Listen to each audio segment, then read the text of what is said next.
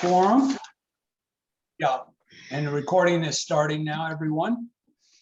Bill Hanson, Here. Rob Huerman, Here. Ed Katzner, Here. Keisha Lee, Here. Travis Neal is not here. Sue Rich, Present. Maxine Will, Here. and Beverly Tucker Knight, I'm here. Don LaChance, and I am here. So there is a quorum. So have people had the two or three things first. One, we'd like to welcome Bill Hanson to our August group, or our February group, or whatever we call it. But welcome, Bill, and Hey, Bill. we will begin to we'll get you into the thick of it, because we are in the thick of things these days. Sounds So, good. but welcome. Thank you. And let's see, I think. And so one of the things that we need to do is make sure that I do this at each meeting. We must all be on screen as a public meeting. So, and the meeting is being recorded. So Beverly, are there any written communications? There are none. Okay, thank you. Beverly, do we see are there any citizens that are on the call or on this meeting? No, there are not. Okay, we'll move on then to the director's report. Beverly? Whoa, what happened to the minutes? Where are the minutes? Oh, I'm on the wrong council agenda. Hang on. I've got that council agenda open when I'm supposed to have yours, because I believe the minutes come before the. Oh, I'm sorry. I was That's what I looking. thought. Yeah, I was looking at the agenda here, and I will, before we do that, let us, if people had the opportunity to review the minutes, the last meeting. We put the minutes up late today, so if everyone wants to take a quick minute, I will pull them up for you. Need to make sure I'm opening the correct screen. I apologize, bear with me. Okay, does everyone see the Parks and Rec Commission meeting? I do. Okay, great. And then I'll open the minutes. I'm not sure why I'm getting that weird giant. And you're welcome to click the link on yours as well. But I think the main thing is make sure we have the attendees correct. Yeah, okay.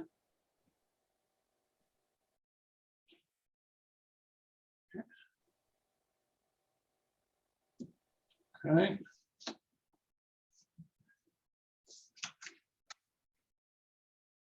How, This is Rob. I'd like to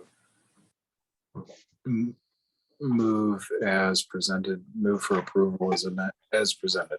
do I hear a second? I'll second that. Okay, all in favor, say aye. Aye. Aye. Aye. Opposed?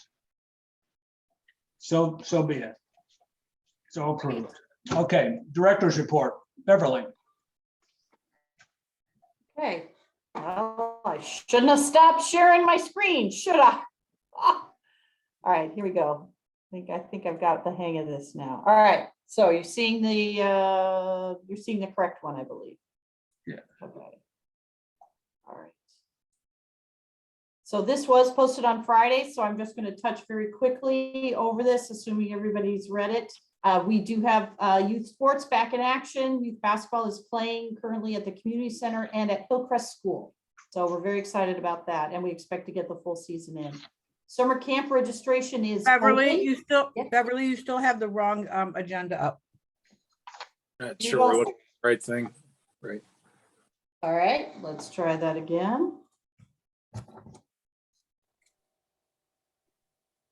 How about now? There you go. Yay. Okay. Too many screens. All right, so there's a cute little basketball picture. This is inside the Hillcrest Gym. All right, summer camp registration opened on Valentine's Day and it's ticking along. We've had a lot of activity in the parks with the parks crews taking out park amenities from the construction zones ahead of construction kicking off, including removing some of the young trees that they're less than 2 years old. Then a lot of them grew incredibly quickly, so that these are pretty heavy jobs. And Ed was part of this crew. So Ed, if you have anything you want to share about this, because you were upfront and personal on this. It was hard. Yeah, How but many did you move? We only managed to move one the day I was there. I know the day before, I believe they moved, I thought two, but I could be they wrong. did. Yeah, they Yeah. moved two. They've got another one started, but the ground froze. This was before the snowstorm. So now they have two more. They're going to come back and do for sure, possibly a third. They may have actually already moved four. Because I think they took the ones out of the parking median already. And then a lot of people don't know that our parks crew is part of the winter storm response. So when this last storm came in, the public works crews came in at midnight and they sleep at the public works department down on Price Road. And then depending on where it comes in, they respond. And so our crews came in to relieve them early in the morning during the storm, and then worked all day. And then our crew worked all through the day, and the last ones went home around 2:30 a.m. And then they were back at work at 7 a.m. the next day. So I applaud them. We have a remarkable crew. They're very skilled, and you really see it in Olivet that our streets were clear and some of our neighbors really struggled. So it's a tremendous job they do. And I don't think residents know, I don't think many people really know that these are things happening in the night. So then also just to pick up from last month, you heard a lot about the habitat restoration. And since then they've made tremendous progress building actual wall reconstruction. So what was a former pile of stones at Stacy is now a formal wall. And now we have one of these at Warson as well. And Ed gave a lot of assistance in building these too. So I'm very excited about these. Check them out throughout the year as you're walking in the park. And I really think we're going to start to see a lot more reptiles, amphibians, and butterflies and things coming out of these. So I'm very excited.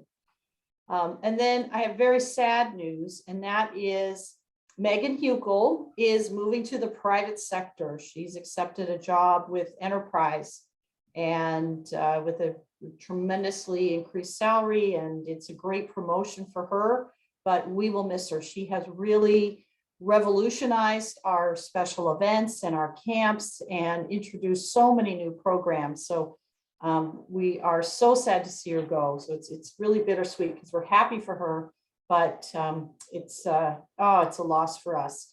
Her job, pardon me? Rats. I know. Her job is posted. So we hope to get some good candidates. We've already had applications coming in. We're with the current job climate, instead of setting absolute interview dates and closing applications, we're going to interview as we get in candidates.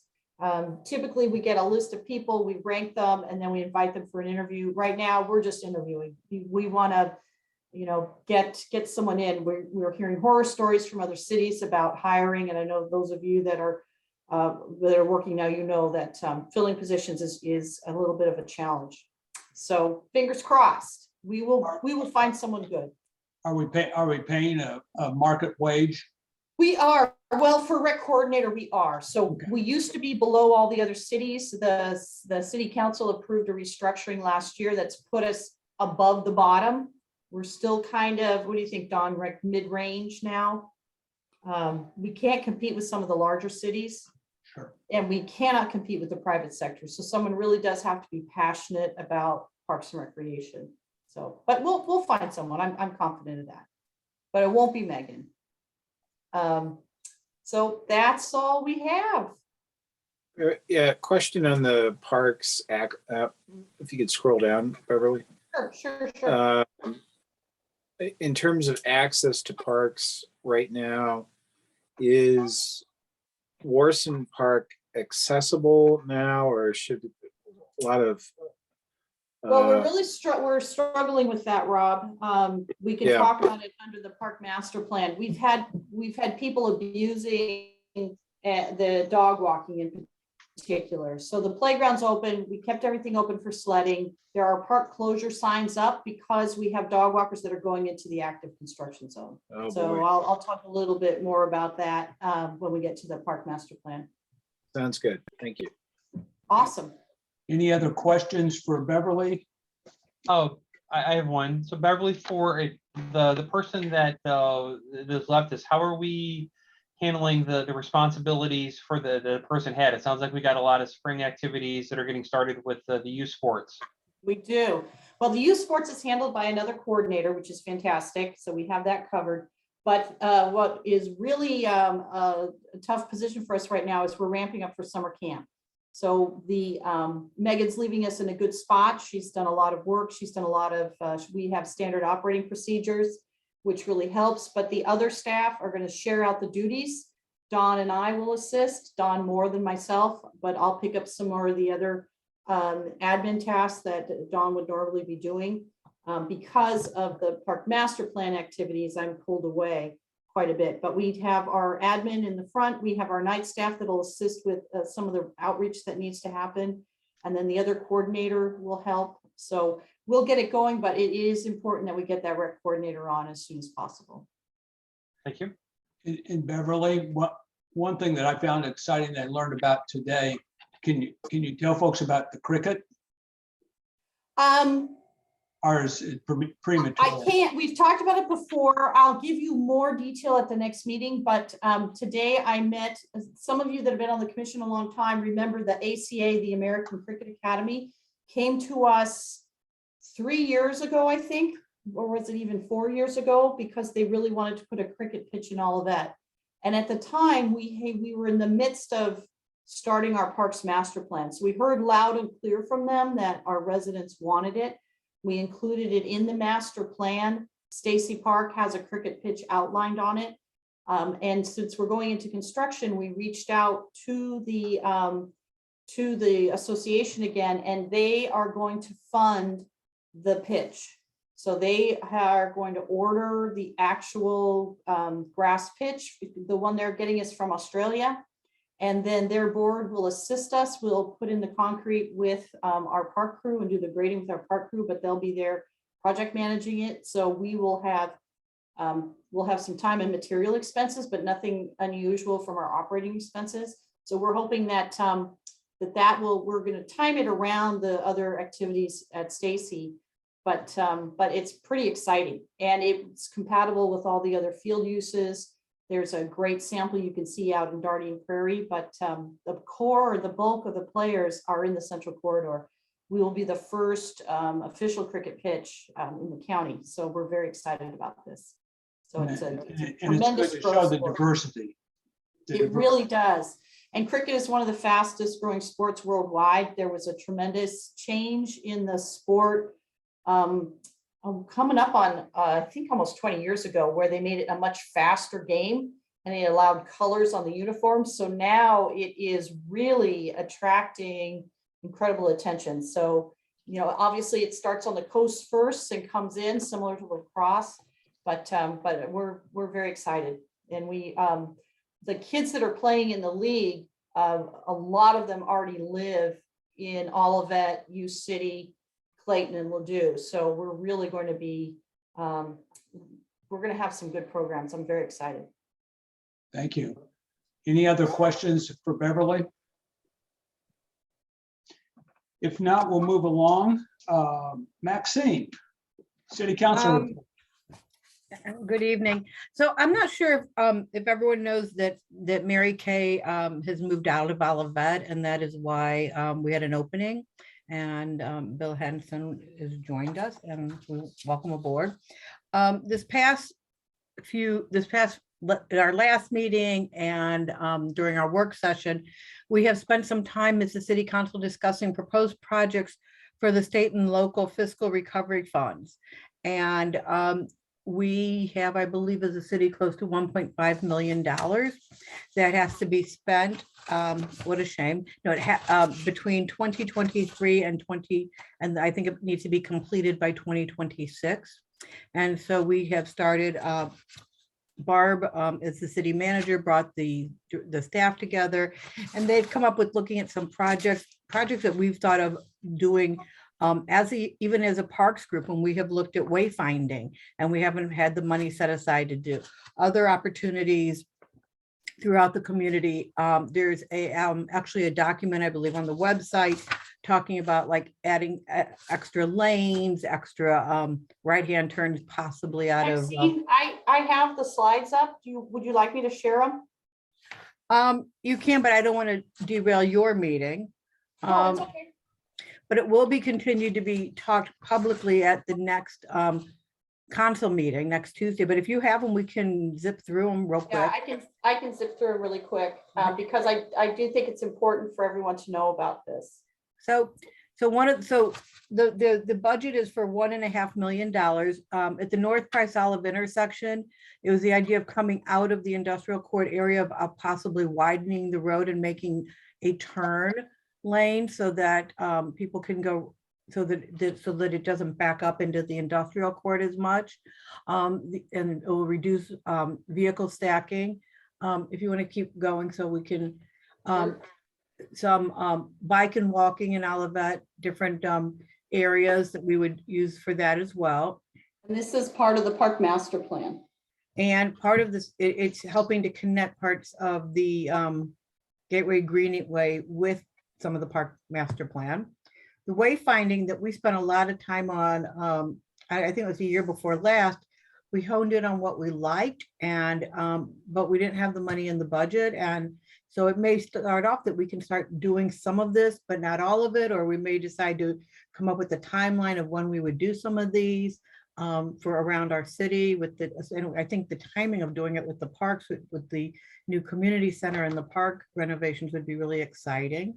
And if you go back to that one for Bill, who's new, the thicker ones that say Olivet going down the side, one would be like at 170 and Olive, another one would be at like Dealman and Price Road, where people come into Olivet, so that you know like where you're entering our city.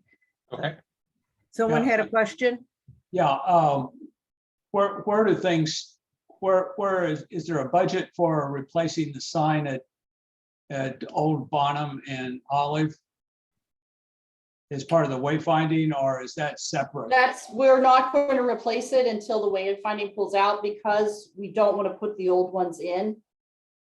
So the wayfinding that is adopted, so the new parks will have the wayfinding, and this would allow us to start replacing those main thoroughfare welcome signs. No, I understand that. I guess You're talking about the large like announcement board. yeah, the announcement Oh, board the in terms of announcement the communication. That's in the capital project, and I think it's 2 years out. It's identified as a project because that whole area has to be redesigned, and electrical has to be brought in, so that'll be a separate project. And we Okay, have to but get I mean- approval. Yeah, we have to get approval from the state for that. So that one's going to be a little bit. But I harder. don't believe that was not one of the recommendations, but I wrote it down here because it's Okay, something I can bring up at the next meeting. If you keep going down, or scrolling for us, Beverly. Beverly Scrub. So then it I'm talks sorry, about how I it didn't ties see that. into the update, how it ties into the comprehensive plan. If you want to keep going, I want to just hone in on some of these, some vehicle updates that we need in the community. Some things we can do with branding the community and bringing it further out. We started with the Olivet Life, but it's kind of stopped there. The Dealman Industrial Boulevard intersection, where you come out, if we, I'm trying to think how to, it is east of Mobile on the Run and west of the MasterCard. Or Or- US Bank, Say it again? US Bank. US Bank, thank you. I dated myself just now by calling it MasterCard, sorry. But, and so the idea of putting in a right-hand turn that would allow people, because that's part of the reason we get back up in there also. And then what people tend to do is they'll try and cut over to Alice and cut it in through Hilltop, which has been an ongoing issue that we've discussed. Indian Meadows Drive, I'm talking about a pedestrian connection, which would be fabulous and exciting. And you can see that on there. Document management, digital plan review. This is something where right now when we do, people bring things to PCDC, we're still dealing with the dark ages of bringing in the plans and rolling them out. This is something that things could start going on electronically. And I know that Carlos, when he spoke about it, talked about how other cities have adopted this, but things end up just the way we store things and archival, it would just be so much more costly. And you can see we're talking about 11,000. I mean, so we can mix and match projects. We don't have to say, oh, we're just going to do one or two. We can really do a lot. The next one is we talked about we've talked about at length, and we've talked about a couple different ways. It's electrical vehicle like charging stations throughout the city. In a more recent conversation, we've talked about whether this should be a long-term or a short-term goal and where we would place it. So these are the kinds of conversations that will go on in the next few weeks at City Council. The Public Works building, we talked about doing some renovations possibly there, but one of the things there is we've learned is it's really a good building and it does a lot, but maybe just doing some updating. I don't know about all of you, but I was really surprised to learn that the park crew and the team that cleans the ice and snow, that they've been sleeping in their trucks for years. And it was recent now that a lot of the employees have moved over to the city center, that Bruce has brought in cots and set up rooms so that they can sleep there and take shifts during the night. I was kind of mortified to hear that we hadn't done that before. So this building, now that more people are at the city center, they've been doing a lot of renovations internally too, just with resources they have. But we could spend, 25,000 and just help get it up to speed even more. They don't feel that they would need to get a whole new building or relocate, but there's some things that could be done to definitely help with water and electrical and things like that. Beverly, can you go back to the 2 slides you skipped before the Public Works building? Oh, yeah. Yeah. And the one This before is- that as well. What, yeah. Oh, sorry. Central Corridor. This was about Olive Street Road, and I don't remember specifically here. It says reasons for priority. So the goal is to continue to ignite the implementation of concepts and plans to identify the 2019 Olivet. So it's really continuing to look more at the strategic plan and what can we do to enhance some of the retail areas as well. And also back to connectivity on Olive Street Road. A lot of planning guidelines were adopted for all of that. For Olive Boulevard. Like, for example, the landscape guidelines, and the first place that's using those landscape guidelines is the Veterans Plaza revamp. We're using those, the concept plans there. And the hope is, as the other development comes in, well, actually not the hope, but they will also have to follow those landscape guidelines. So this all kind of ties back into that to just improve the look and feel and the access along all of it. Is this actual work or is this simply plans?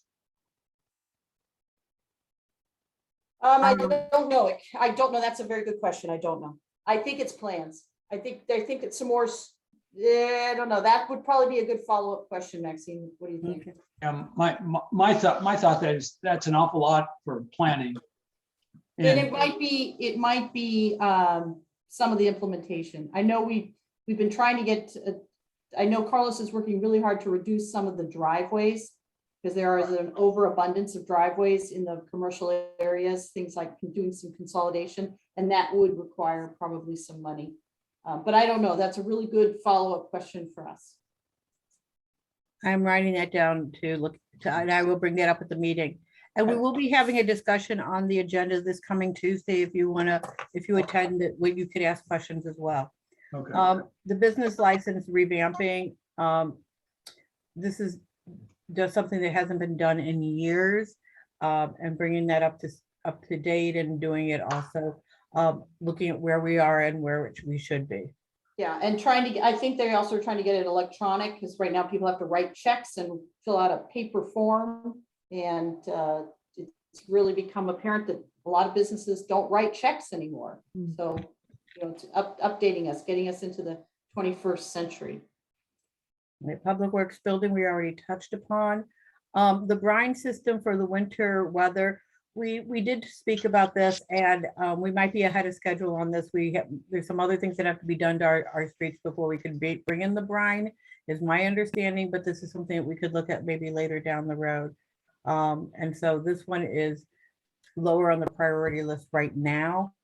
I don't know if it could be done closer to the end of 2026, or if we need to get our roads to a certain, have more of our roads repaired before we could do some things, because this could do more damage to the roads if they're not properly cared for. Right, but in the long run, it's fantastic.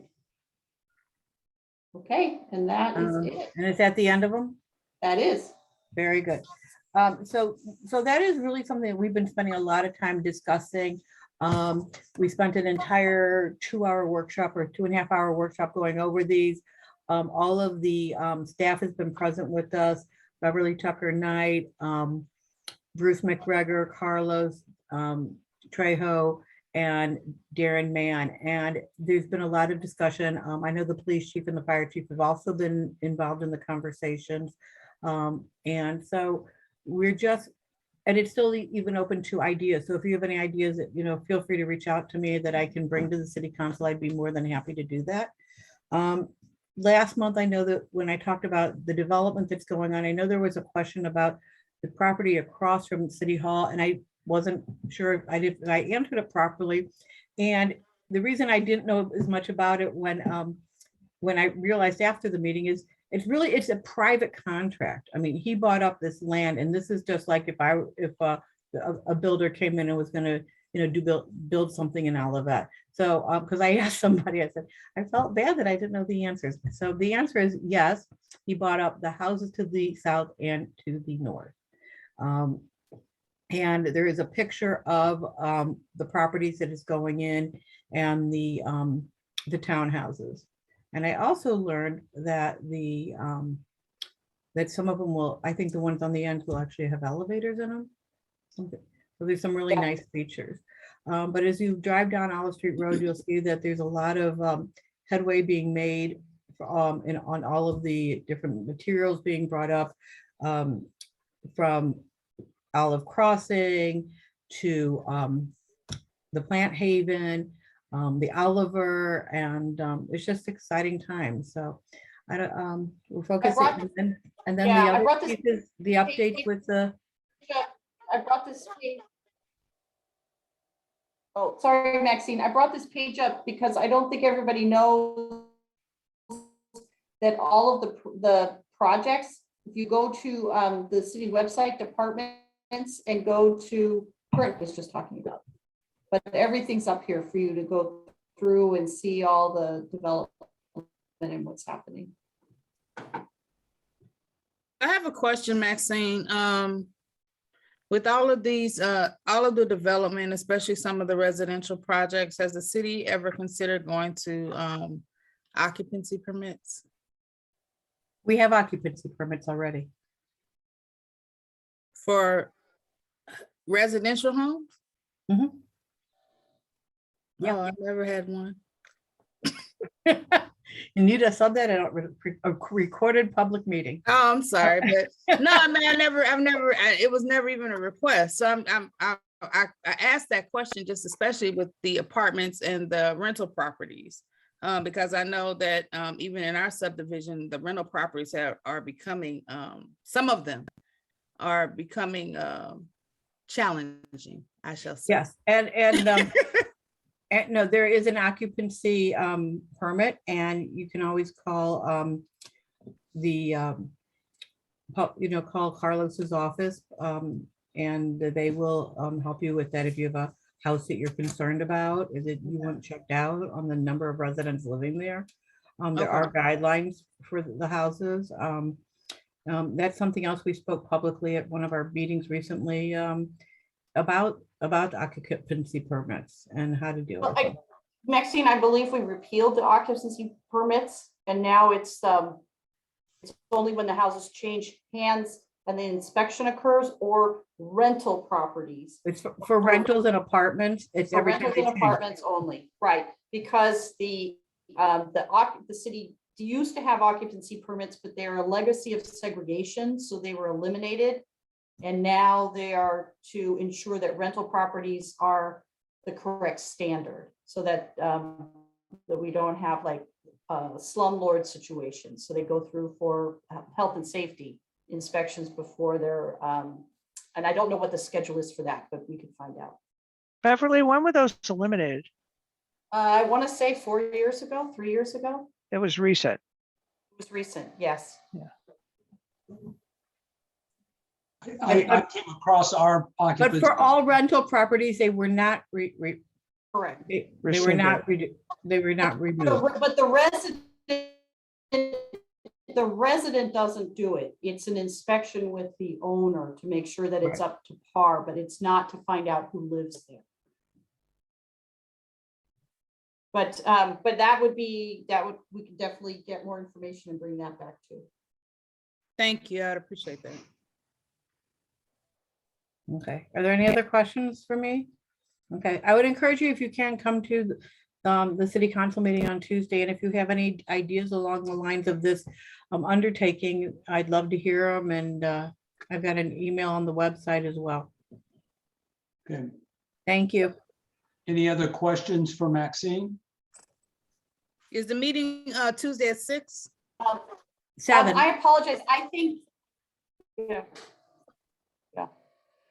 I apologize. I think I'm talking over people because I can't hear. I think that there's no one talking, so I want to apologize. I'm going to turn off my video and see if that improves my my connection. And I'm also going to see if I can kick my husband off the internet. Well, you come across garbly sometimes. Mm-hmm. Yeah. Okay, we'll move along. There's been a group of us over the last month that have been working on various and assorted fees. Rob we talked about it briefly at the last meeting, and Rob wonderfully put together a lot of information in a spreadsheet, and Keisha and Rob and I, along with staff, have been working with that, trying to figure out what we're doing, looking at the Ballard King projections, which I think, to be charitable, we're optimistic, and looking at where the market is and so forth in the St. Louis area, or in our cohort of communities that we tend to look at. That would be the Clayton, Richmond Heights, Brentwood, Shrewsbury, even Maryland Heights, although it's not in Clayton, they're not apples to apples, but we get a pretty good idea of what's going on. So we have been looking at that, and I don't know, Rob and Keisha, do you have some other background information? Because I think there's 2 or 3 things we need to talk about just to make sure that we're we're taking all this and we're not asking for any action tonight, because what we will be doing is we will be making recommendations to council, and council will set the fees. But I think we have a great deal of influence on that. So Keisha and Rob, do you want to add anything to what we've been doing before we kind of get into the overall conversation?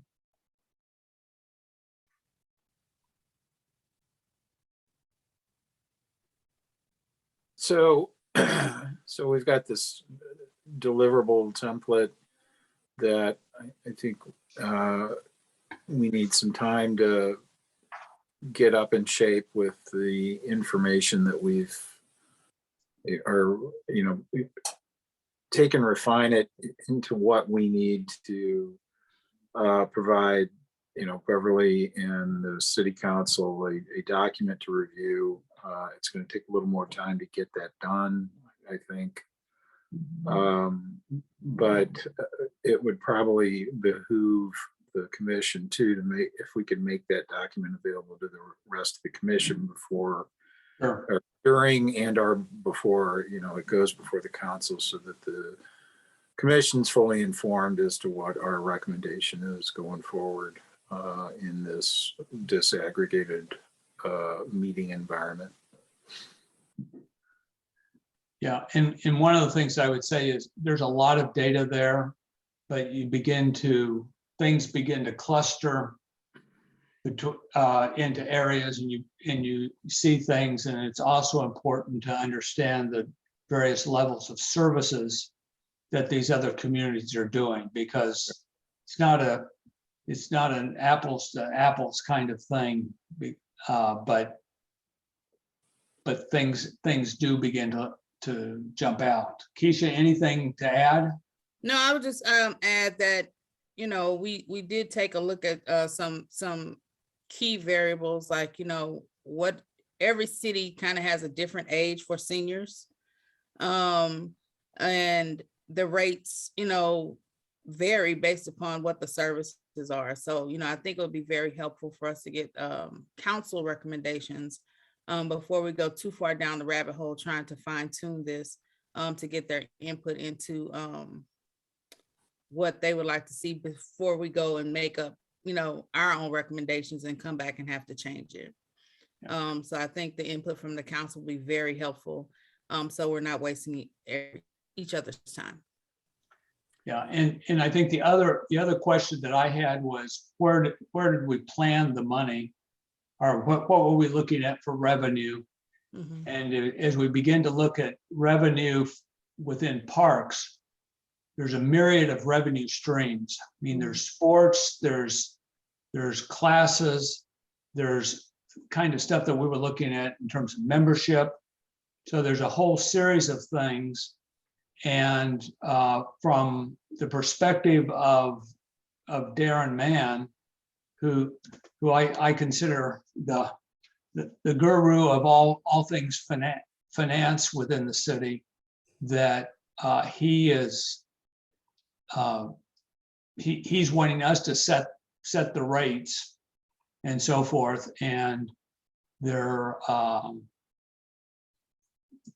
it does not at this point appear to affect anything related to what we have already done with selling bonds, which are around taxes, property taxes and so forth, and not fees. And so it becomes more of a council thing of how we're going to allocate the money that we have, because we will have increased operating expenses, but then we'll also have increased income as well. And where we go with that, and the level of subsidy that we look at from the city, because I think everybody is on board to say we're not going to, it's not 100% thing. There will be some city revenue that goes into supporting the community center, as it does with the parks as well. So those are the kind of the overarching things.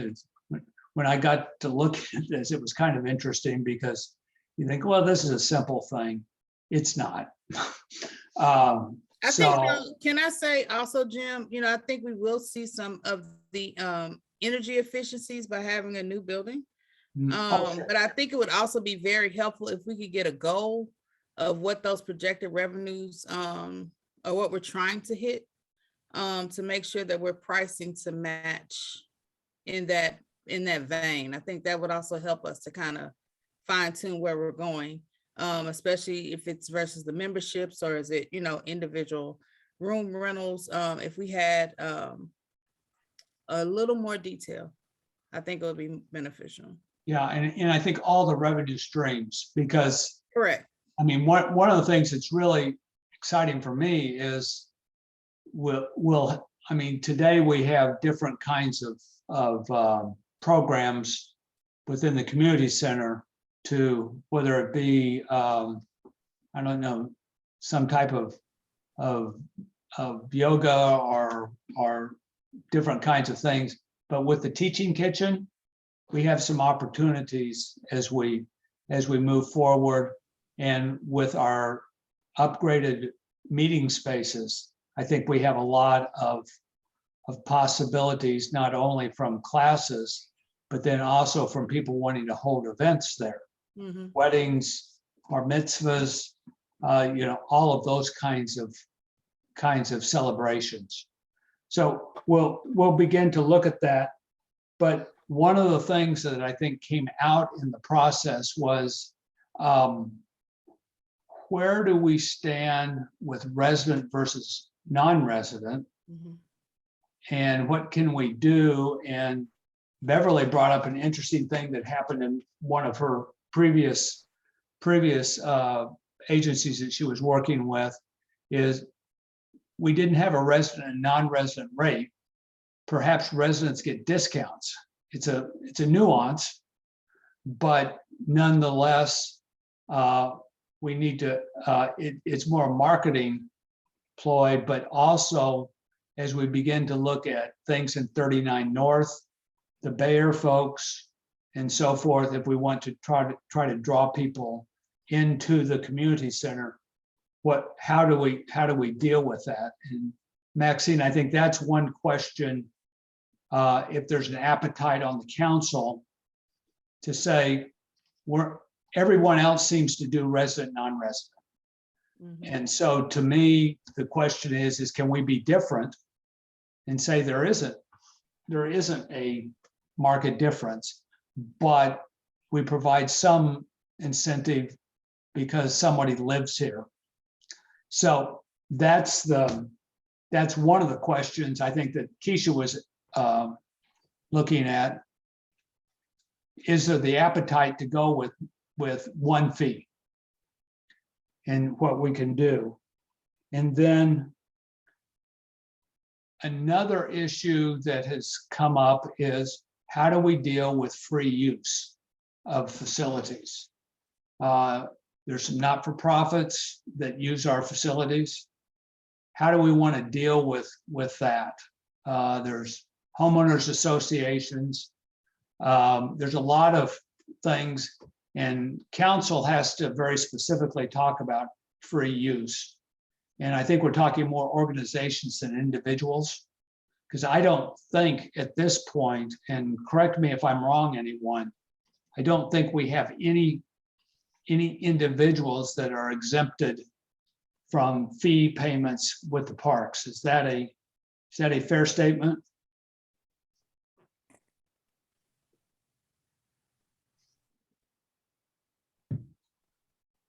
I don't recall free use coming up. No, there are no individuals getting free use of any facilities. It's only nonprofits and clubs and homeowners associations. Okay, Rob, back to you.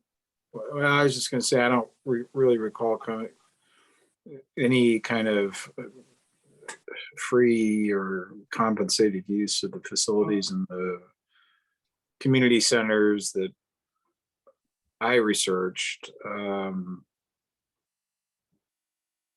Yeah, and I just wanted to make sure that we weren't going. I mean, I don't think even council has free use. Right.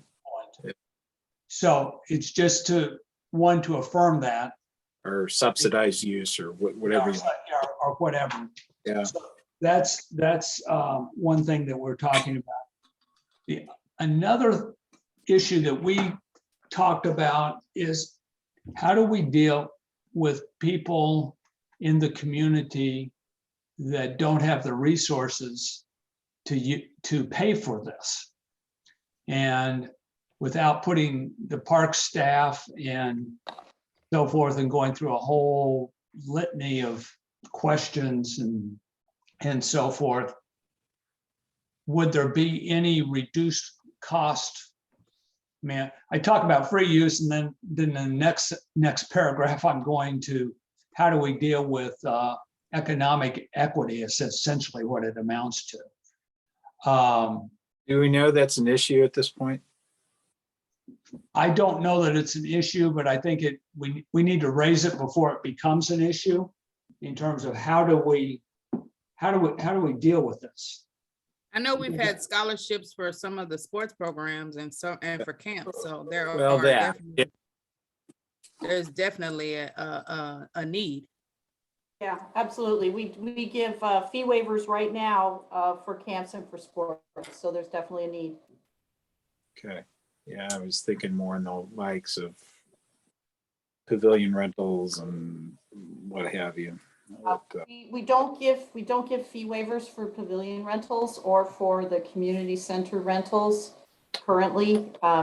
I did reach out to all the department heads in the county to see if anybody else does. So far, I have not found anyone who's offering a scholarship or fee waiver for memberships, but I haven't heard from everybody yet, but I'll keep looking.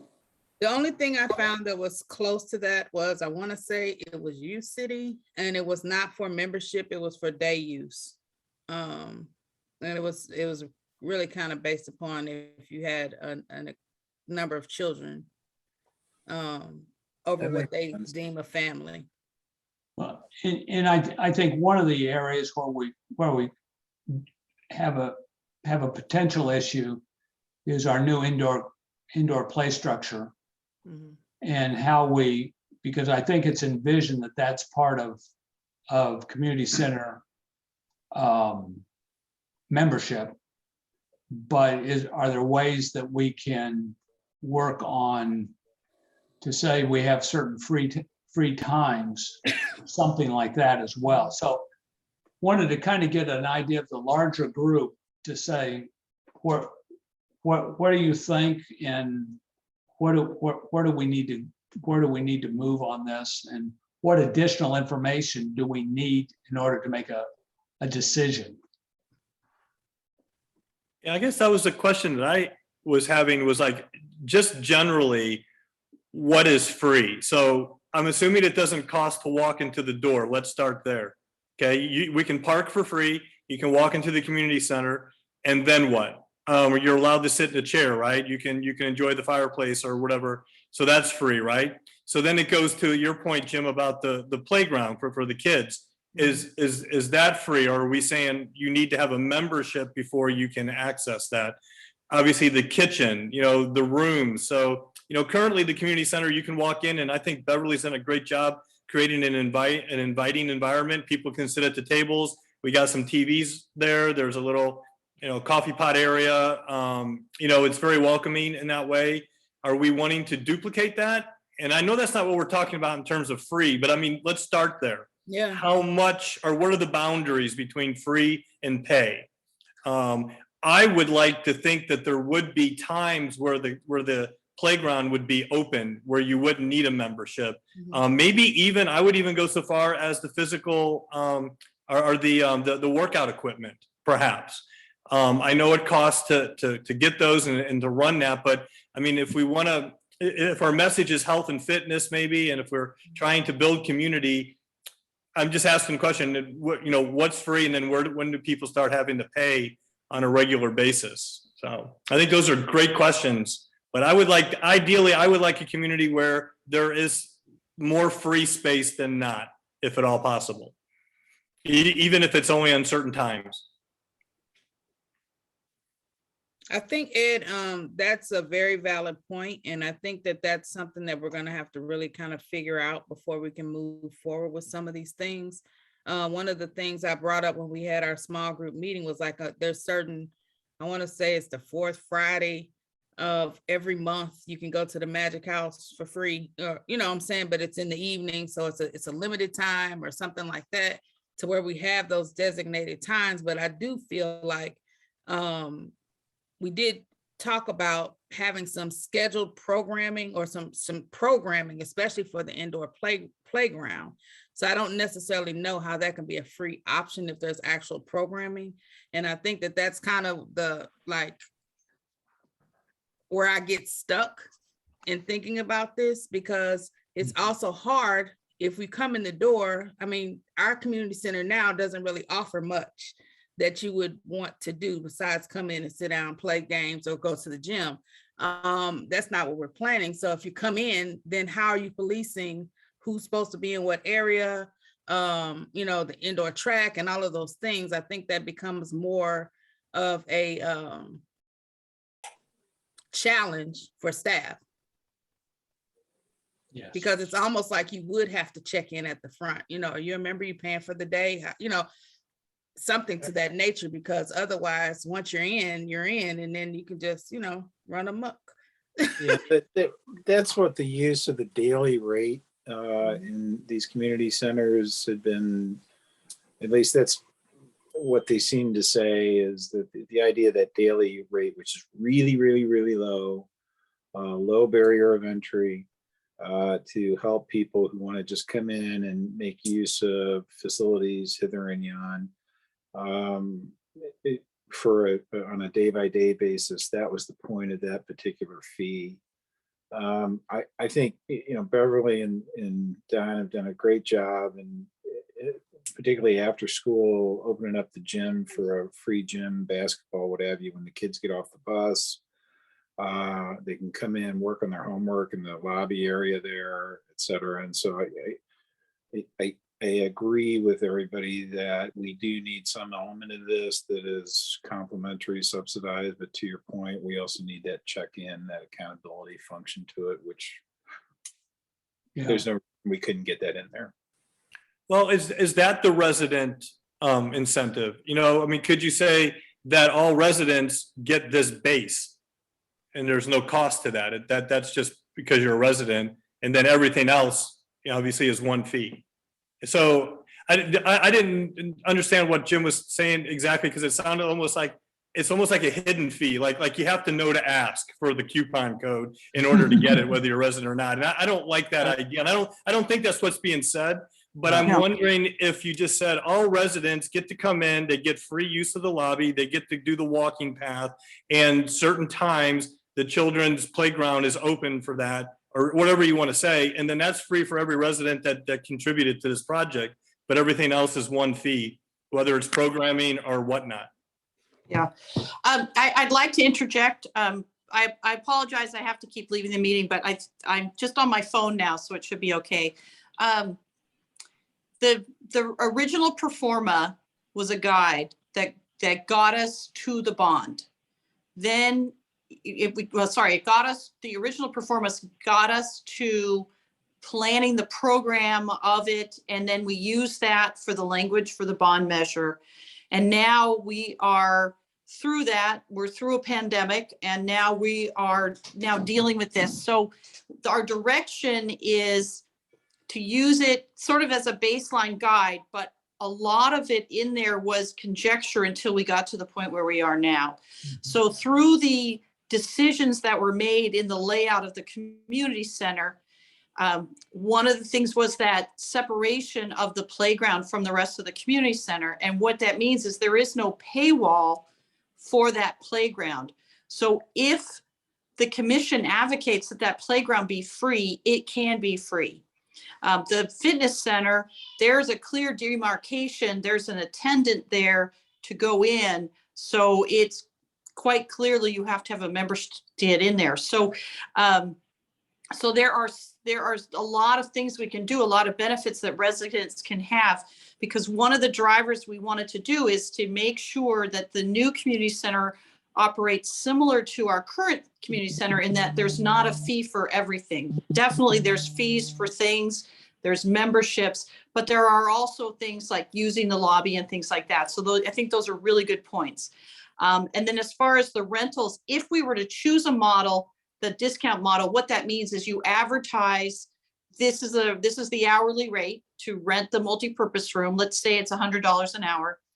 But you would also advertise residents receive X discount so that it's upfront, it's not hidden, there's no coupons. So there's a benefit to residents. So that's a marketing technique that's used in some cities. We don't have to do that, but it's something that the fee working group has discussed. Yeah. I would move that our little working group can wireframe something together in terms of a fee structure and bring that back to this group and, you know, ahead of the meeting so that everybody's got time to review it and then present it that way. But that also then begs the question on our timeline. Beverly, do we have enough time? Yeah, we do. So, yeah, so the council sets fees as part of the budget process. Now the fee recommendations can go to them ahead of time. The budget process each year kicks off in March. They adopt the budget at the end of June. So we do have time, but I do think it'll take more than one discussion with the commission and also more discussion with the council. So right now the working group's been meeting weekly, and I think that needs to continue until we have concrete things to bring to the commission to discuss and then forward on to the council. And I liked what Keisha was talking about is maybe bringing some of those things to the council ahead of the fee structure, like what is a senior? Who are the free people? Who are the free users that the council's still interested in sanctioning? So just so everybody knows, staff is never allowed to waive fees. That can only be done at the council level. So free uses of things can only be authorized by the city council. So all of our free users over the mists of time were approved by council, but I'm sure no one remembers them. So I think it's important that we do a list so that you can see it and then the council can see it and they can say, you know, sure, we want to keep doing that, or maybe we need to rethink that. And with that, when I've done that with other councils, we also show what has been the use, what's the history we've seen, because we all know that new buildings will attract an even greater interest. So if we've had some groups, like for example, Indian Meadows subdivision used to use the community center sometimes on a weekly basis, depending on what their board was doing, definitely once a month. They have a new board, so now they're only using it a couple times a year, but showing that history of use. And then, you know, the scouts, all the different scout groups and all of that. So it's important for them to see not only who's using it, but what that frequency has been. So they understand there's there's no fee coming in, but there's also a loss of fee if that could have been rented. So where is that information? I mean, it sounds to me like there's two bits of information here. One or two streams of information. One is who's using the building and who's doing it, and then also from a legislative standpoint to determine where there have been resolutions and how should we move forward to do that? Well, we don't have to worry about the resolutions. We just have to show the list. This is who's getting free. This is who's currently getting free use. And this is what it equated in uncaptured revenue. We just give it to the council, and we can track that through our reservation software. So we can just do a straight. Okay, so you can put that, and then that will come back to the fee group, and then we would go. But Maxine, it strikes me that if in your report from the Parks Commission to the council to get people, to prime people to be thinking about this. I've already made a note. Thank you. Okay. And I think it would also behoove us as we think about the different groups, that we set limits. So say for instance, if it is a homeowners association, that they can, if they're granted for use, that it's no more than 4 times per year, or no more than, once a quarter. Something so that there is some limitation, and that, they're not hindering our ability to generate revenue with those spaces. Yeah. The other thing too is we have the community rooms at the city center, and maybe it just means that, some homeowners associations use the community rooms now. So maybe, the council can say, oh, we'll just move them over to the city center. Mhm. And who is responsible for scheduling that? Is that, The city center schedules it. okay, so they would just simply call in and say, we need a room. Right. Okay. And the only issue we have is that there's no staff there to monitor it. So if it's during work hours, that's not a problem, or during the evenings. But what does happen is when they have their meetings on the weekends, sometimes it's the city manager who comes and opens the building, or actually, I think most times it's the city manager who comes in and opens the building, because there's no facility attendant. So my recommendation would be if the council did decide to do that, we'd send a facility attendant over there to unlock the building and be there. Or simply say you don't have a weekend opportunity to schedule. Absolutely. Yeah. Yeah, Well, I mean, a lot of the associations only meet on the weekends. no, I understand, but there's a lot of evening time too. So I mean, let's not devolve into that at this point, but anyway. So I think there, But would it, can I ask a question? But wouldn't it be open on the weekends for the workout facility anyway? No, we're talking about the city center. The city center, not the, Okay, yeah. not so- the so community if- center. If we simply say homeowners associations would meet at the city center as opposed to the community center. And so we can get into that and Yeah, I don't know why you, work on Okay. it. And don't worry, Sue, everybody confuses city center and community center. That's why we're talking well, about that's having, not my point. My point is why would you want to open that whole stream? If we have a community center, why would we be using the city center anymore? I think that's something that we need to look at. I mean, again, that's free use, and then Keisha's comment about 3 or 4 times a year or whatever. We need to set the limits, and we need to start early to set that. It's a lot like behavior at school. We start in September, and we have very specific rules, and people will then learn to deal with it. So, And I Well- think too, Sue, to that point, I think the space is limited. And if we have an opportunity, like say, for instance, if it's a rental for a baby shower or something in the daytime, we would be losing that revenue when we have a building that's sitting empty that nobody's using. So I think to that point, that would help us to continue to generate revenue. It Yeah, I doesn't take, don't think we know that data yet, though. Right, I think we need a lot more information. but we Yeah. know the rooms will be available for rent. So, I mean, we don't necessarily know that they'll be booked at the same time. But that's our hope, that they would constantly be booked, I would think. That we're running a full schedule. I get it, but we have no idea what the demand's gonna be. I mean, I think, well, so we do, we really do, because we turn people away now, we track it. Peyton keeps a list.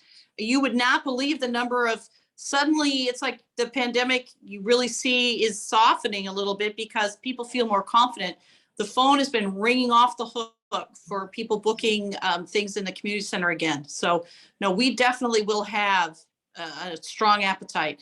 One of the reasons we designed this size of a multi-purpose room is because that size is not available anywhere else in all of it.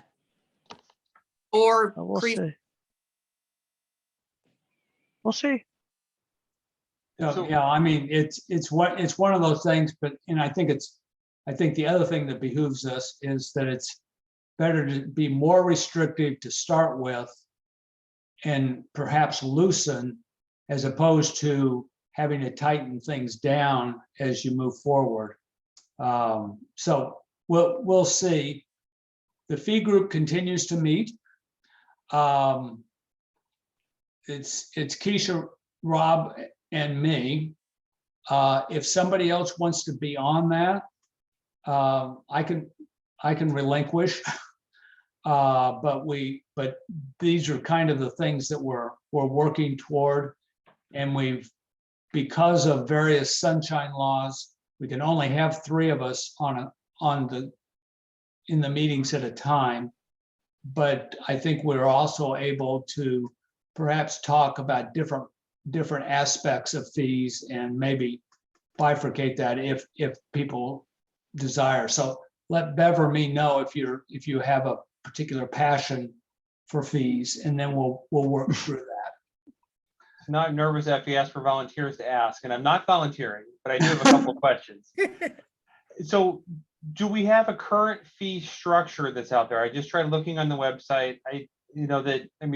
Forget what we're going to be. I mean, right now, or do we have something that we could say, okay, previously it was $50 a room, or to do this activity, and use that as a kind of, first of all, a basis. And then I'm assuming we have some historic data from the old community center, and knowing that it should improve with the new one, that we can kind of get some ideas for what usage is going to be in days, and if Tuesday night, and I'm just picking, is historically a slow night for rentals, say, okay, that's the night that we're going to say, that's the night it's available for free on a first come basis, so that we're not giving it away on a Saturday at noon, when that's historically our highest time for revenue.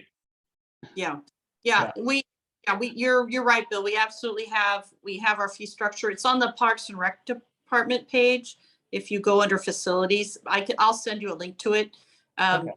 And then we have the spreadsheet that the team's been working on. So we've got our benchmark cities. So we kind of know our ballpark of everything. And then the rental fees themselves were not indicated to change in the pro forma, because we did a huge analysis, and I'll share that with you as well. Now help me out, commissioners. 6 years ago, is that when we revamped all of our fees? I believe so. 5 or 6 years ago. Yeah, we did all of our. At least 5 years ago. Mhm. Yeah, so we did a study then, and we collected the data again, and we are still right in that sweet spot with the other cities. So we really will not have to adjust those rental fees by much. We may increase our damage deposits, but the membership fee is really the one that is brand new, and that's the one we have the pro forma details, we have what we're collecting, and then as Jim shared, the finance director is recommending that the commission craft the rate and not look at the rate in the pro forma, because we don't want to price ourselves out of the market. And again, the commission will do we'll have a talk about it, give input on it. Staff will make recommendations, and then all of that input will go to the council, because the council is the one that has to grapple with it. But when they have that discussion, it'd be great if all of you attended, because that way you can have like a two-way. And I'm wondering, Maxine, probably it'll be a work session when it first goes to the council, some of these things, right? Yeah, and Bill, I think when, I didn't realize I was muted. Yes, of course.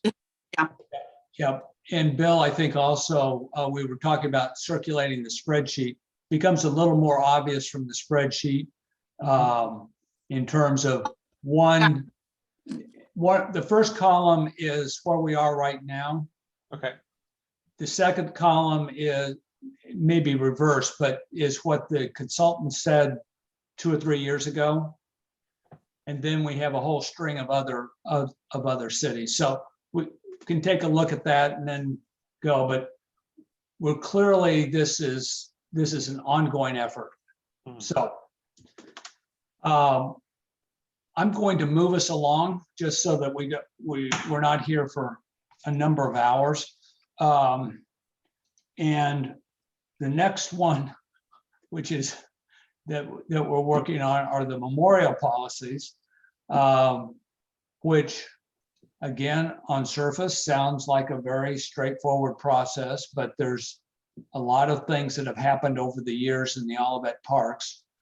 And what we're doing, and I don't think we have a specific recommendation tonight, but kind of an update. And as background, this whole thing has started because we are, as we're working in the parks, there are certain memorials and areas that are going to go away because of construction. And so it opened up the wider issue of what do we do about memorials? Do we, I think we've got fiberglass rocks with plaques on them. We have benches with things. We have trees that have tags on them. So there's a lot of different options at this point. And Ed and Keisha and I have been working on this. So maybe Ed and Keisha can provide other information in terms of what we've been looking at.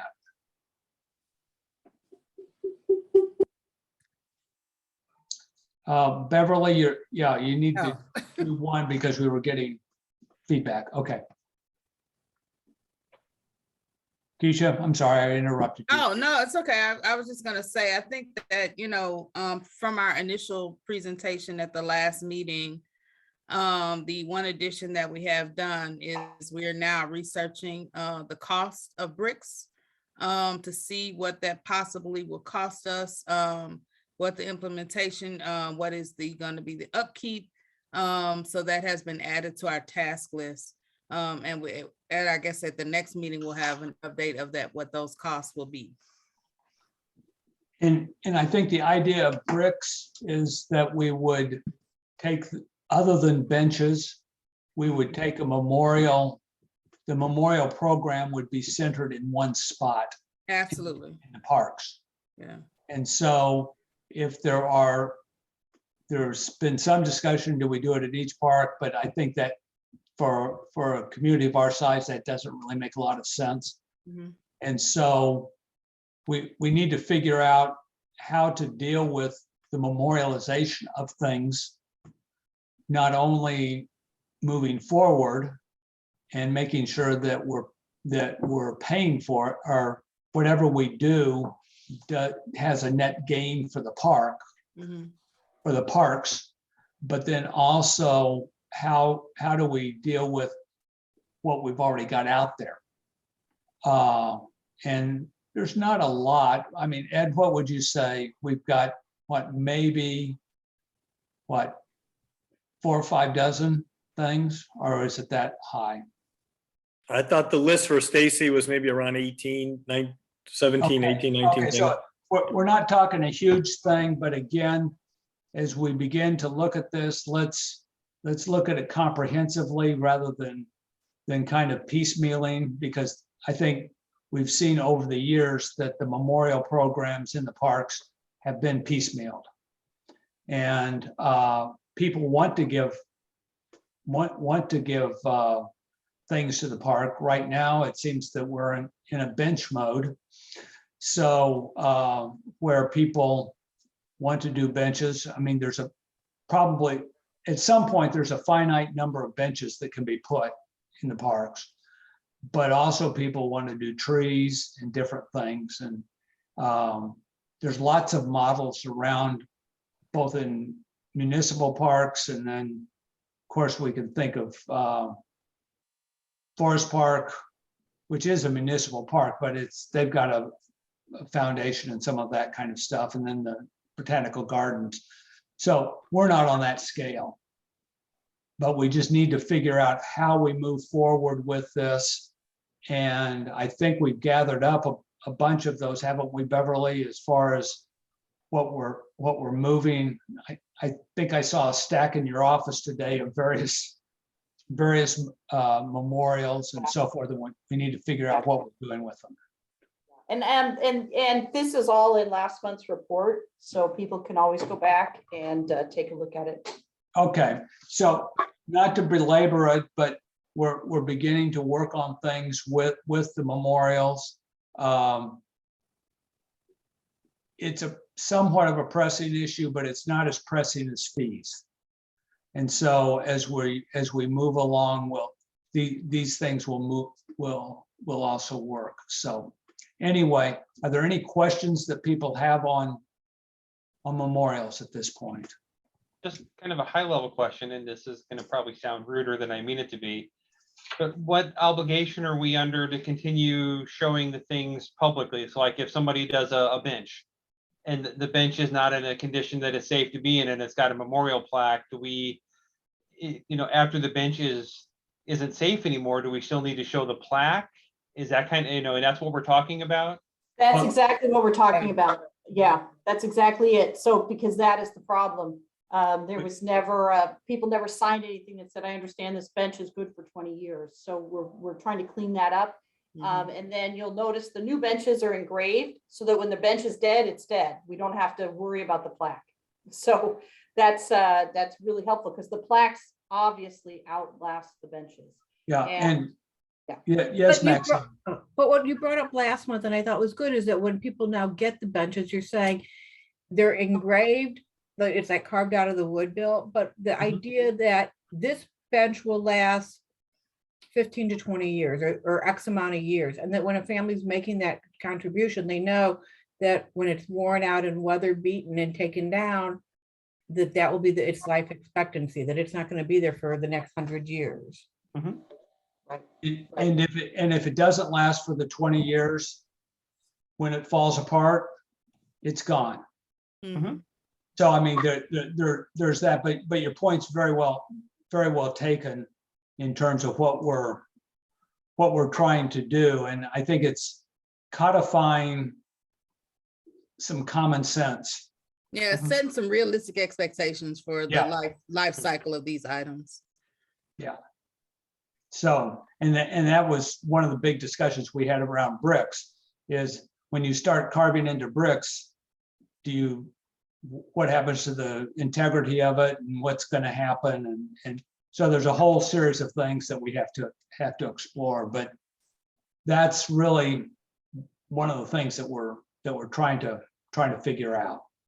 So there's no action required on that at this point. As we move along to the exciting things that are happening, I don't know how many of you folks have been over around the community center. Right now, there's big signs that say park closed, but for us, I'll give you a little secret. You go into the office, you get a hard hat and a day-glow vest, and you can go down and see what's going on. But I would tell you today, it was very, very, very wet. And muddy. But there's a lot of progress. I think there's some pictures that Beverly has had. Why don't you give us an update where we stand, not only with the community center, but then also with the parks, which that's even more exciting. Yeah, absolutely. So we have here our project timeline. We are right here on the community center. We're in construction, which is fantastic. City parks, we are here. We have awarded the bid to construct the city parks, and we awarded it to Hankins Construction. And I have for you the agenda report, because this is great for you to see what exactly is funded, because when we went out to bid, as you all remember, we had things that were at bid alternates. So I'm pulling this up so you can see what happened and what was accepted. So you can see all this in great detail on the city council's agenda from not last night, but the prior week's meeting on the 8th. So we awarded the budget at $2.7 million with a $200,000 contingency. So Hankins base bid was 2,735. So we accepted that. Then we accepted, and this is where it gets tricky. I want to make sure I'm saying exactly right. We recommended 3 alternatives to be included in the contract. And those were the upgrading pedestrian pathways from asphalt to concrete at Indian Meadows. That's so that those pathways coming in match the greenway, because the greenway is going to be concrete. So it would look a little janky for us to have asphalt going up to those. And then also upgrading the pedestrian pathways from asphalt to concrete at Irvside Park. Again, they already have asphalt. They already have concrete there. So it's nice to be able to have concrete with it. And then the seat wall at Stacy Park Pavilion. So that is the nice seat wall that demarks the patio to the west of the pavilion that goes in an arc. And this is the one that we've talked about potentially doing a community mosaic project along the inside curve, or maybe even the outside curve, depending on how much interest we have from the community, so that we have a nice community project that kind of brings everybody in and makes them part of that. And that would happen after the construction is done. Then we would go in and do that so that we're not interfering with the construction. And, Then we and Beverly, that would be similar to what was done at the city center with Correct. that wall Yes. outside the community. Right, it would be a similar process, exactly. These alternates were rejected. They were rejected, but we were rejected from the bid. But what happens after that is that based later on cost savings or follow-up questions, we may bring them back if the cost is lower. So we rejected that bid, but that does allow us, now that we are in contract with Hankins, we can go back and talk to them about some of these, because it could be that they had included both the asphalt and the concrete in there instead of just the asphalt. We're not sure, because the numbers were so different from the other ones. So looking at these, one of the ones we really kind of want to talk about is this Stacy Park North-South connector, which would connect the paths so that you get that complete loop of the ball fields, the one that goes past the basketball half court. So we're hopeful we can get that. The Stacy Park pathway through the prairie, if that cost doesn't come down, that's something that we can continue to do with staff. It just won't be asphalt. So that is, that's the Hankins contract. What's great about Hankins is that they are very close by. Their office is up on Page Avenue. They're a local company. They have extensive experience with doing park renovations, which is very good.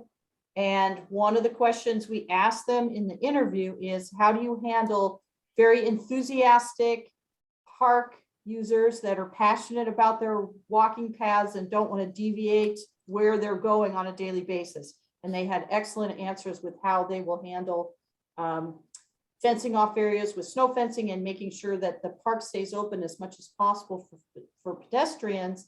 And we're really talking about Stacy Park here, because a lot of the construction at Stacy is concentrated in that front area, but we have the second gate on the corner across from the islands in Old Bonham on the big curve, so people could come in and use the pathways. We just want to make sure that it's safe and accessible. But the parks like Irvside, where the whole park is being touched, that park may be 100% closed during the construction, just because we're doing the playground and doing the sidewalks and moving the dog park. So it would be very difficult for people to come in and out of that park. So right now it's slated to begin construction in July, which allows it to be used for rentals, because the Stacy Pavilion will not open for rentals this year.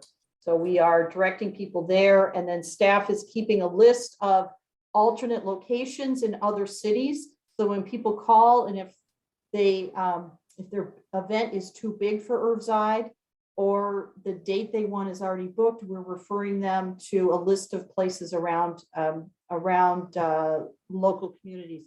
We are not posting that on the website because we really want them to call us, which is because that's kind of how we do it right now, except for the online registration for Villa and Irvside. But it gives us the chance and opportunity to really talk to people about what's happening, because when they hear about it, then they have questions. And so it's a wonderful opportunity for us to give them updates, and people are very enthusiastic, and they're disappointed to not have their event this year, but then they always get so excited about, well, we'll be back next year, it'll be even better. So we do think that's a good process to keep going with that. Beverly, a question on Villa, will those all be all concrete? Villa, that's a good question. Off the top of my head, I think they are, because we have to do the hardened.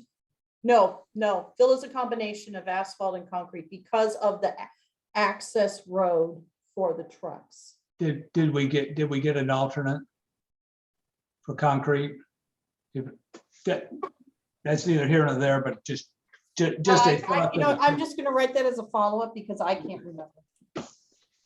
Beverly, what is the construction schedule, start to finish? It's right here. We're gonna kick off mobilization now. So the bid's been awarded. We're gonna have our kickoff meeting with the contractor in the next 10 days.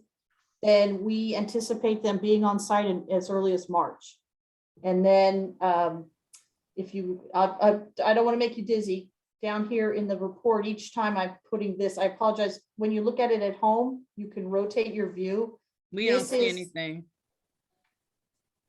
You don't see anything? Are you sharing? You're not, we don't see it. Well, for Pete's sake, am I technically challenged tonight or what? All right, so this Okay. is, okay, so this is page 4. This is the same schedule this is the draft we established last November. Until we have our kickoff meeting with Hankins, this is our schedule. There may be some modifications to this if they, just depending on how they're staging and scheduling subcontractors. But right now, this is our plan. We're really trying to keep Irvside open so that we have at least one pavilion that's usable. Indian Meadows is a first come, first served pavilion. We do not reserve it. So that's also a backup for people as well. But we can't tell them for sure. We just say, you got to go early. It's first come, first served. But we're not booking Irvside past July 1. And then Stacy is scheduled to finish in stages. So we're trying to trying to ensure that the playing fields will be open for soccer, which means that the parking lot has to be done. We can use porta potties for the restrooms, and then the pavilion, we'd like it to be done for turkey trot. So those are our big goals at Stacy. And then let's see. So you can, when you open this up on your computers, just do a rotated view and you'll be able to see it easily. So I'm going to go back up to where we are here. So we are right on schedule with what we anticipated for the park phases. Right now we are on this schedule. A couple months ago, I pushed this to January grand opening. We're still going to occupy the building in December, but depending on where it happens, we don't want to necessarily open to the public until we've had a chance to go through all the standard operating procedures and have everybody trained and comfortable with the operations. We want to have a really successful opening. So going down this very quickly, so the park construction unchanged. We ordered to Hankins. Park amenities are being moved. We've suspended reservations at Villa and Stacy. We've got alternates. The concrete piling excavations happened at the community center. They've been filling with water from the rain, so they're working on pumping that out. Centennial Greenway, if you go down Warson, you can now see the grading and the sub gravel coming out from the park, coming out to Warson Road. It's pretty distinct, and you really get a clear view of it right now. It's amazing. Then Warson, as I mentioned earlier, we're having a lot of problems with people not wanting to abandon their standard dog walking pattern. So the contractor has put up park closed signs at the front to help us communicate to the dog walkers. So staff talks to dog walkers on a regular basis. The police have stepped up their patrols through there, and the contractor is now, there's a couple people that are heavy violators. The contractor's calling 911 when they come in. It's just unsafe for people to be walking dogs down where the heavy machinery is. We just don't want that. It doesn't matter what time of day, they just should be in those areas. So we anticipate that as the snow fencing increases and stretches further across in there, that we'll get more compliance. And I think it's just people really getting that message, and then we'll be okay. We don't have a problem with kids. We don't have a problem with, looky-loos or anything like that. It's just these hardened dog walkers that, they've been walking there for 15 years. They see no reason to change. So we'll get there. Let's see. There's rebar on the site, which is huge to me. Huge. And our grant application to Republic Services for our new trash and recyclings was successful. It's tens of thousands of dollars. It's very exciting. That will be a significant improvement for us.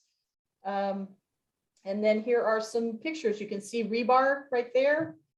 Beverly, you Yes. skipped the furnishings RFQ where we stand. Oh, yes. It's the RFQ closes tomorrow at 2 p.m. So then we'll be interviewing the companies, and we'll make a evaluation, and have by next meeting, I'll be able to tell you who we give that award to. And So that's what is does that include the fitness equipment, or does that just include? No, fitness equipment, we are leasing. We already, we had a vendor on board from the beginning that designed the concept that's in there. We're going through lease negotiations now. We don't have a company selected for the financing, but we are, by going through lease, we'll be able to afford more machines and to get them on a replacement schedule rather than, having to suddenly come up with $1 million to buy the equipment and then have to care for it. So it's just it makes a Furniture. lot of sense. Yeah, furniture and furnishings will be seats and tables and that Yes, sort of thing. tables, chairs, couches. Yes. And the kitchen? The kitchen is separate. The kitchen is part of the bid package. It's already Okay. paid for. Okay. Okay, so this is these are the drainage areas that are starting to be done along the greenway. This is logs that are, they had one of the pieces of equipment slid down the hill with ice. It struck ice underneath and slid down. No one was hurt, but I think a track came off, so they're being a lot more ginger along this edge over here. They've got the trenches dug for the concrete foundations, which is pretty exciting.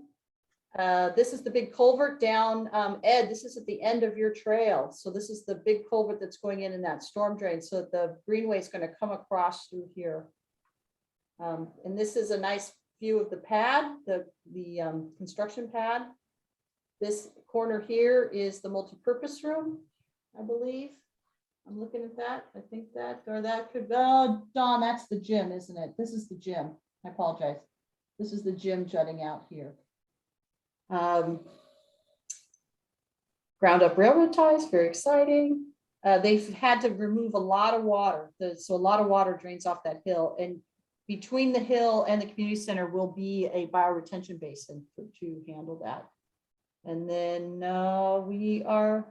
they went in and actually cleared the snow off to keep working, which I thought I was fascinated to see that. You'll see a lot of this is from the front driveway. These are all stormwater. There's so many stormwater pipes on site. It's kind of crazy. And then the parks crews cleared the snow on this driveway so the construction crews could get in. All right. Do we have any questions? Oh, and then I've got to share with you, I also have the project dashboard. You can look at this more detail. This is the one that comes from our owner rep, Navigate Building Solutions, and our project manager. So if you want to go through, you can see the payment schedules, where we are with that, where we are with the contingencies, where we are with our risks and our submittals, what's going on. So this gives you a lot of detail. So this goes to you, and this goes to the city council.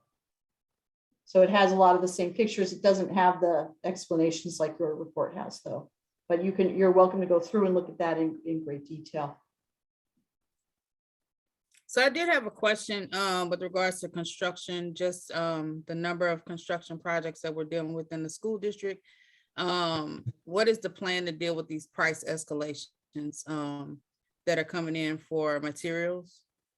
Well, so far, we have not had any price escalations other than the park maintenance building. So the park operations building, as you all remember, was supposed to be a prefab building. It was supposed to be the first thing built, and we should have been in it already. But prefab buildings, first, we couldn't get them. Then when they started arriving, because they're mostly fabricated in China, the cost had escalated so high that we're not doing a prefab building. We're building it from scratch, and it'll be less than a prefab building. Keeps us on budget, but it caused a delay because it had to be designed, and it just received permitting through the building inspectors with the city, because the city had to go back through and re-inspect it. So we're hoping to have a scheduled start date for that soon. So that it's the exact same size, exact same functionality, but instead of a metal side, it'll now be the split face CMU sides. So it'll be a more attractive building, which is really nice. Well, I So mean, that is- I guess what I'm saying is if you don't have a plan for the escalation, the prices are rising rapidly. Well, we have roofing materials being stored that were purchased and stored so that we could, kind of recoup some of those costs. yeah. So I think that it's something that we should anticipate. Well, we did that. So for example, the pavilion was already ordered and paid for. The playground is already ordered. No, sorry, they're both, the orders are placed because, and the city's paying for those separate from the project. So number one, they wouldn't be delayed, and number two, to lock in the price. So those are the biggest ticket items. And in the parks, most of the cost is labor and earth moving, and then the installation of these things that we've purchased. So I think that our owner rep and our project manager really was an incredible help with us making those decisions and making that happen. So- To your point, to make sure that we can lock I'm it just in. saying, be ready if it comes, So- because Are the contracts, is there any escalation clauses in any of the contract with either Wright or with Hankins? Yeah, you can read through. They're all in those, the document I shared with you is the full Okay. contract. You're welcome to read through it. And we still have contingencies in both projects. And I think that's what Keisha was saying no, is, that's not what I'm saying. What I'm saying is the cost, the bids, when the subcontractors are going out to bid these projects, they're getting 7-day pricing, if that long, because the pricing on materials is so volatile right now. So I think that it's something that needs to be taken into consideration. No, Or you will absolutely. run through your contingency before you even get started. We are very confident with these parks because we don't have metal except for the products we've already purchased. We've had, these are conversations we have every week with the design team and the project management team. But we did see it in the bids for the parks. So we had 8 companies bidding. And then when it came time at 2:00 to open the sealed bids, all of them had dropped except 3. So 3 came into the room, and then 1 sat in the room and never submitted their bid because they could not get the verifications from their subs. So we definitely see that, but Hankins had their subs, they had them on board, and the best part is they also, their workload allowed it to happen. So like we really thought that Wright Construction, who's doing the community center, they were going to bid on the parks as well, and they dropped out 30 minutes prior. So they never came into the room.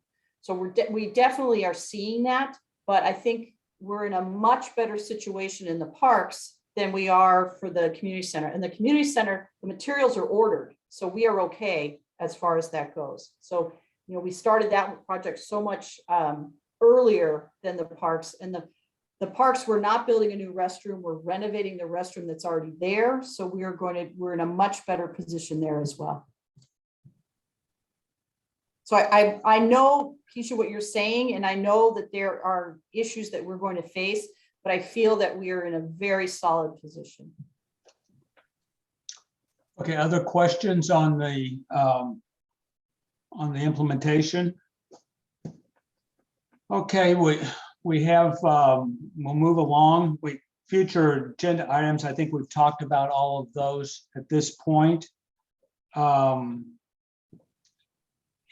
any commissioner have anything that they want to bring up at this point? I mean, most of what we're doing are with the various groups, but we can look at that.